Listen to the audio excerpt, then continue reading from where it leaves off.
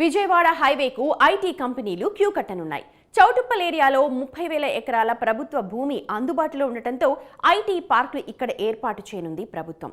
ఫలితంగా ప్రస్తుతం హైటెక్ సిటీ, ఫైనాన్షియల్ డిస్ట్రిక్ట్ తీరున చౌటుప్పల్ పరిసరాల రూపురేఖలు కూడా రానున్న దశాబ్ద కాలంలో మారే అవకాశం ఉంది.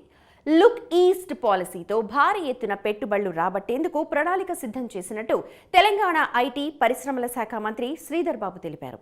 హైదరాబాద్ విజయవాడకు పోయే లేన్ డెవలప్మెంట్ జరుగుతూ ఉన్న సందర్భంలో దాంతోపాటు రేపు మేము పరిశ్రమలకు సంబంధించి వారి ఎగుమతులకు సంబంధించి ఒక డ్రై పోర్ట్ కూడా అతి త్వరలో ఏర్పాటు చేయబోతాం.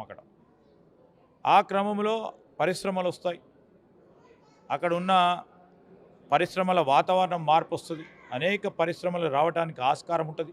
దాన్ని కూడా ముందుకు పెట్టి పెద్ద ఎత్తున అటువైపు కూడా పరిశ్రమ అభివృద్ధిని చేయటం మా లక్ష్యంగా ముందుకెళ్తాం.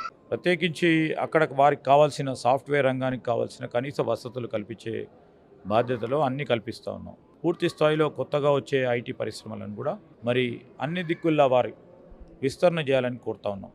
ఆ విస్తరణ చేస్తున్నాం. వారికి కావాల్సిన సదుపాయాలు కలిగించే కార్యక్రమంలో ప్రధానంగా విజయవాడ నుంచి మన తెలంగాణ కలిపే హైవేకి సంబంధించి అక్కడ ఉన్న అన్ని సదుపాయాలు కల్పిస్తే అక్కడ కూడా పరిశ్రమాభివృద్ధి జరుగుతుందని అన్ని సదుపాయాలు కల్పిస్తూ ఉన్నాం, ఆహ్వానిస్తూ ఉన్నాం. డెఫినెట్లీ ఒక పాజిటివ్ ఇంపాక్ట్ అవుతుంది. చాలా పరిశ్రమలు కూడా ఉత్సాహం చూపెడతా ఉన్నారు.